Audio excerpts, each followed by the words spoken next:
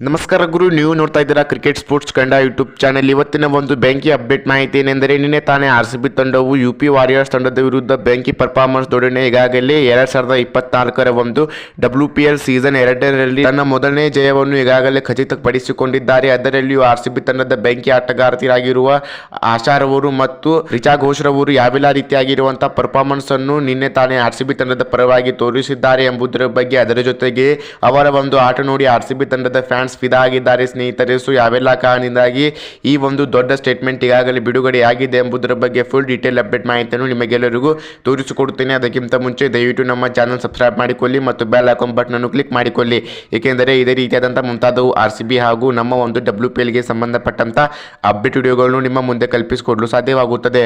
So ಬನ್ನಿ ಸ್ನೇಹಿತರೆ, ಇವತ್ತಿನ ವಿಡಿಯೋ ತಡೆ ಮಾಡದೆ ಶುರು ಮಾಡೋಣಂತೆ.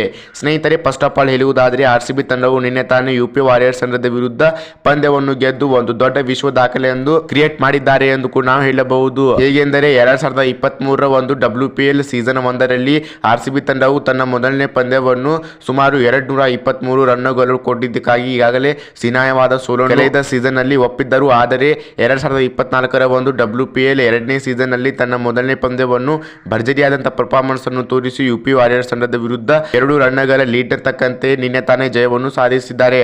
ಅದೇ ರೀತಿಯಾಗಿ ಆಶಾರವರು ಕೂಡ ಉತ್ತಮವಾದಂತಹ ಪರ್ಫಾರ್ಮೆನ್ಸ್ ಅನ್ನು ತೋರಿಸಿ ಸುಮಾರು 5ರಿಂದ 6 ವಿಕೆಟ್ಗಳನ್ನು ಕೂಡ ನಿನ್ನೆ ತೆಗೆದುಕೊಂಡು ಬಂದಿದ್ದಾರೆ. ಅದೇ ರೀತಿಯಾಗಿ ರಿಚಾ ಘೋಷ್ ರವರು ಕೂಡ ಸುಮಾರು ಅರ್ಧಶತಕವನ್ನು ಬಾರಿಸಿ ನಮ್ಮ ಒಂದು RCB ತಂಡಕ್ಕೆ ಒಂದು ವಿಶಾಲವಾದಂತಹ ಟೋಟಲ್ ಸ್ಕೋರ್ನ ಕಡೆಗೆ ಉತ್ತಮವಾದಂತಹ ಪರ್ಫಾರ್ಮೆನ್ಸ್ ದೊಡನೆ ಒಂದು ದೊಡ್ಡ ಹೆಜ್ಜೆಯನ್ನು ಹಾಕಿದ್ದಾರೆ ಎಂಬ ನ್ಯೂಸ್ ಕೂಡ ಬಿಡುಗಡೆಯಾಗಿದೆ. ಸ್ನೇಹಿತರೆ, ಯಾವೆಲ್ಲ ರೀತಿಯಾಗಿರುವಂತಹ ಪರ್ಫಾರ್ಮೆನ್ಸ್ ದೊಡನೆ RCB ತಂಡವು ನಿನ್ನೆ ತಾನೇ UP ವಾರಿಯರ್ಸ್ ತಂಡದ ವಿರುದ್ಧ ಪಂದ್ಯವನ್ನು ಗೆದ್ದಿದ್ದಾರೆಯೋ ಅದೇ ರೀತಿಯಾದಂತಹ ಪರ್ಫಾರ್ಮೆನ್ಸ್ ಅನ್ನು ಮುಂದಿನ ಪಂದ್ಯಗಳಲ್ಲಿ RCB ತಂಡವು ತೋರಿಸಬಹುದಾ ಇಲ್ಲವಾ ಎಂಬುದರ ಬಗ್ಗೆ ನಿಮಗೇನಾದರೂ ಮಾಹಿತಿ ಇದ್ದರೆ ನಮ್ಮ ಚಾನಲ್ ಕಮೆಂಟ್ ಬಾಕ್ಸ್ನಲ್ಲಿ ಕಮೆಂಟ್ ಮಾಡಿ. ಇದೇ ರೀತಿಯಾದಂಥ ಮುಂತಾದ ಅಪ್ಡೇಟ್ ವಿಡಿಯೋಗಳಲ್ಲಿ ಸಿಗೋಣ. ಧನ್ಯವಾದಗಳು ಸ್ನೇಹಿತರೆ.